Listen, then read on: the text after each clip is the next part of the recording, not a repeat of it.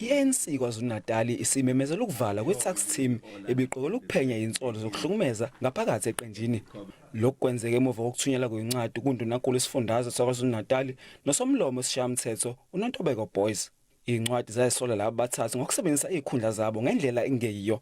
Isigungu esiphezulu esifundazweni sabe sesiqala uphenyo ebeliholwa ngoyindunankulu uWillis Mchunu. I-ANC imemezela ukuthi uphenyo ngeke lusaqhubeka ngoba akekho vele obala ngolwazi lencwadi ezathunyelwa. The PEC welcomes the report and agreed that the investigation on the three comrades, on the three leaders of the ANC, Comrade Sipho Hlomuga, Comrade Jomo Sibiya, as well as Comrade Ntuthuko Mahlangu, is now officially closed, since nobody appeared to take ownership of the anonymous letter.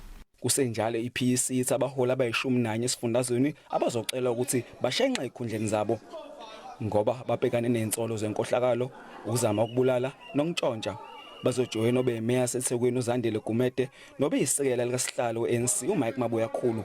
Lokho kulandela isinqumo sesigungu esiphezulu kuzwe lonke esithi ababhekana namacala bashenxe ezikhundleni zabo. iPEC isinqumo ukuthathela uZandile Gumede nabememesekayo inyathelo ngongayiphathi kahle ngekhathi evela enkantolo.